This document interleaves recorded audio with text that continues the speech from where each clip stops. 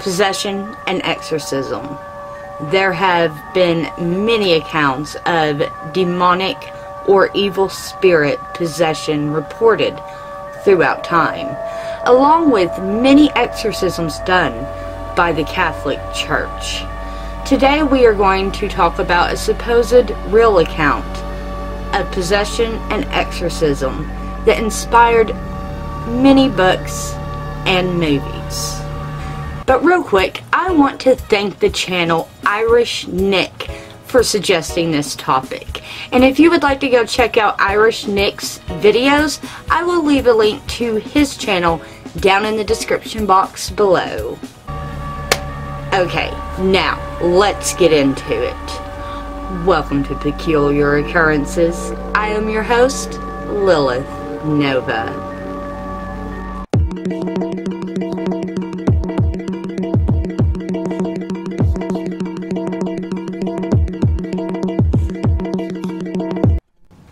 Have you ever seen the movie based off of a 1971 book called The Exorcists? A story about a 12-year-old girl named Regan McNeil, the daughter of a famous actress who becomes possessed by a demon, and the two priests who perform an exorcist on her. Well, the novel was actually inspired by a 1949 case of demonic possession and exorcism that the author, William Peter Blatty, had heard about while he was in college over at Georgetown University, class in 1950. The alleged real account happened in the 1940s in the United States. Priests from the Roman Catholic Church had performed a series of exorcists on an anonymous 14-year-old boy, documented underneath the pseudonym Roland Doe or Robbie Manham. He was the alleged victim of demonic possession, and the events were recorded by the attending priest, Raymond Bishop. Supposed supernatural claims surrounding the events were used as elements in the novel The Exorcist. For this whole thing, I'm just going to refer to the boy as Robbie. Robbie was supposedly born into a German Lutheran family during the 1940s, and they lived in Cottage City, Maryland. Robbie was supposedly an only child and depended on adults within his household for playmates, mainly his Aunt Harriet, who was a spiritualist, and she introduced him to the Ouija board when he had showed a bit of interest in it. After Aunt Harriet died, the family supposedly started experiencing all sorts of paranormal events, like strange noises in the house and things moving around on its own or levitating, but yet it only seemed to happen when Robbie was around. So the family turned to their family pastor, Luther Miles Schultz, a Lutheran priest, or pastor. Schultz had long had an interest in parapsychology and ended up arranging for the boy to come stay a night in his house so that he could observe him. And while Robbie was at his house, Schultz says that he witnessed the same thing, strange noises with things levitating and moving on their own. The next day, when he returned the boy home, suggested that the family contact a Catholic priest for help. According to the traditional story, at this point the boy underwent a series of exorcisms. Edward Hughes, a Roman Catholic priest, conducted an exorcism on Robbie at Georgetown University Hospital, a Jewish facility. During this exorcism, the boy supposedly slipped his hand out of one of the restraints and broke off a piece of the bed spring, pulled it out, and used it as an impromptu weapon to slash the priest's arm open, successfully stopping the exorcism for the time being.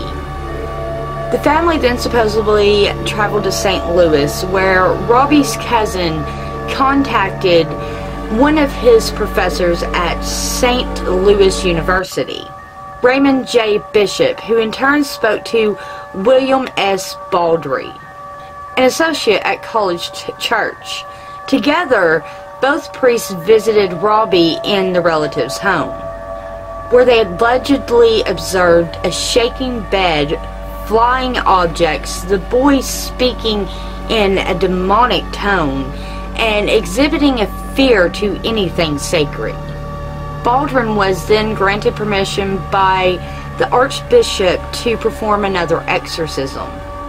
The exorcism then took place at the Alex and Brothers Hospital in South St. Louis, Missouri. Before the next exorcism began, another priest named Walter Howren was called to the psychiatric ward of the hospital in order to assist in the exorcism. William Van Roo, a Jewish priest, was also there to assist Baldwin and Halloran in the exorcism. Halloran stated that during the exorcism, such words as evil and hell, along with other various marks, appeared on the boy's body in blood. Allegedly, during the Litany of Saints portion of the exorcism, the boy's bed began to shake. Moreover, Robbie reportedly broke Halloran's nose during the whole process, but Halloran was reported telling newspapers that once the exorcism was over, the anonymous boy went on to live a fairly normal life. In 1949, several newspaper articles printed anonymous reports of the alleged possession and exorcism. The source of these reports are thought to be the family's former pastor, Luther Miles Schultz. And according to one account, a total of 48 people had witnessed the exorcism. Now let's go into some investigations and explanations that's been done on this demonic possession account. In his 1993 book, Possession, The True Story of an Exorcism, author Thomas B. Allen wrote an account of these events that were supposed to be more true to life than The Exorcist. According to author Thomas B. Allen, priest Father Walter H. Howren was one of the last surviving eyewitnesses to this exorcism and had also participated in the exorcism. Allen also wrote that a diary that was kept by priest Father Raymond Bishop detailed the exorcism performed on Robbie. Speaking in 2013, Allen emphasized that definitive proof that the boy was actually possessed by demons or evil spirits could not be obtained, and that perhaps Robbie was actually suffering with some sort of mental illness or sexual abuse, or that he had fabricated the entire ordeal. According to Allen, Halloran had also expressed skepticism to paranormal events before his final days on his deathbed. When asked in an interview to make a statement on whether or not the boy was actually possessed, Halloran had answered no, he could not go on record and make the absolute statement that the boy had been possessed, that he did not feel that he was qualified enough to do so. Thomas B. Allen, in his writings, had offered the consensus of today's expert that Robbie was just a deeply disturbed boy, or nothing supernatural about him whatsoever. When parapsychologist J.B. Ryan learned that Luther Miles Schultz had taken the boy into his home and supposedly witnessed noises and things moving about on their own, and then suggested to the family that they see a Catholic priest, he thought that perhaps he had subconsciously maybe seen these things or exaggerated a little bit, especially since it was thought that he had used this boy's story to the newspapers to bring attention to the church. Author Mark Opsenick questioned many of the supernatural claims around Robbie's story, saying that he was a spoiled bully and would throw deliberate tantrums in order to get attention or perhaps to get out of school.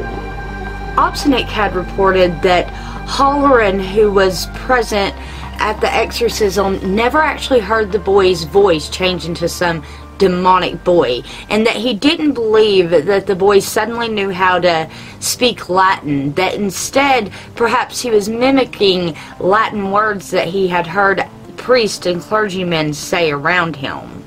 Opsenick also reported that when there were marks found on the boy's body and blood, that no one checked underneath the boy's nails to see if there was any blood under the boy's nails to see if he had done it himself.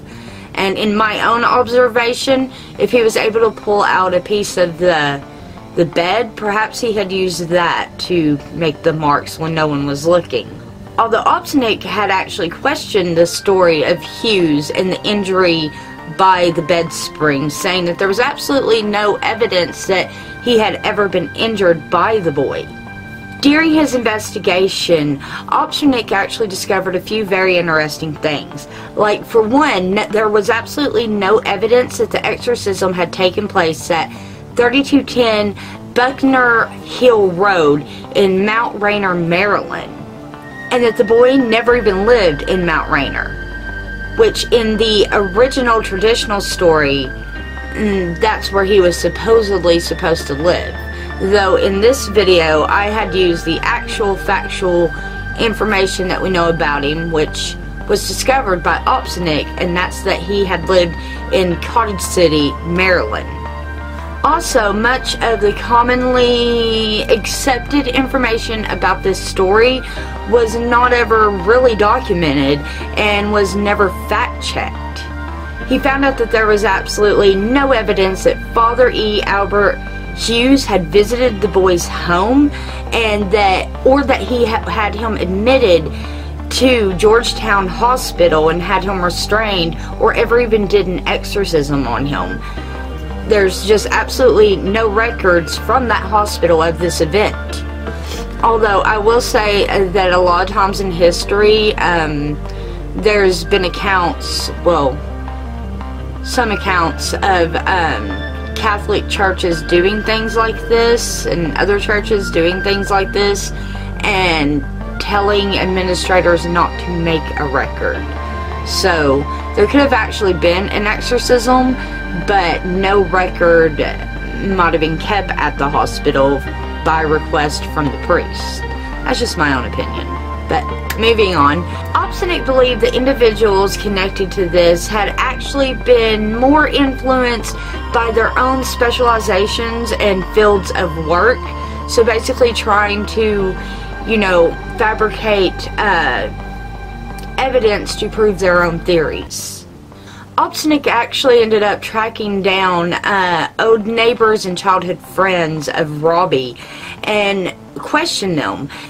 And he ended up concluding that the boy was a trickster who had pulled a lot of pranks to frighten his mother and to fool children around the neighborhood.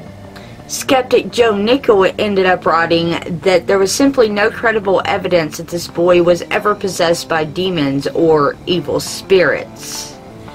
It maintains that the symptoms of his possession can be childishly simple to fake.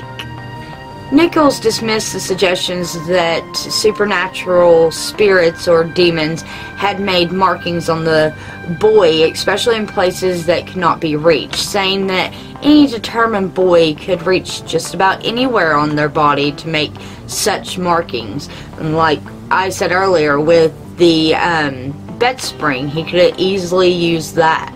According to Nickel, at one point the boy was supposedly seen by a witness actually scratching the words "Hell" and "Christ" into his own chest.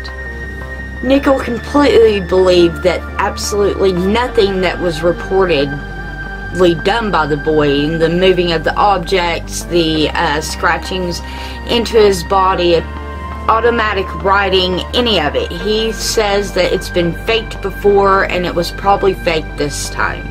Nickel believed that he was doing nothing more but portraying a storybook version of the devil for attention. things of that nature, to get out of school like before, like I'd mentioned before, and that there was absolutely nothing supernatural about this. Yet believers of demons and the like fully believe these accounts. And a lot of people at the church also fully believe these accounts. So it seems that all in all, a lot of the people ended up not really believing this boy, and even some of the people that had been there, like the last witness, could not definitively say that this boy was actually possessed. But I want to know what you think about this peculiar occurrence down below. Do you believe Robbie was actually possessed? Do you believe in the possibility of demonic or evil spirit possession? Let me know in the comments below. And while you're down there, don't forget to check out my description box for your peculiar occurrence gear. We got some pretty great stuff.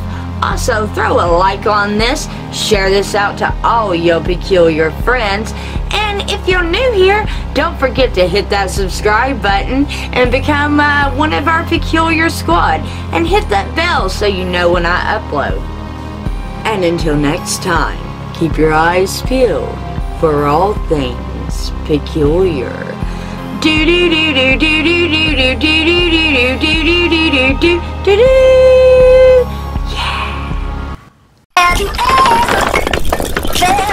Are you listening? Damn.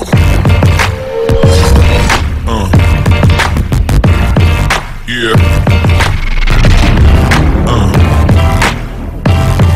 Yeah.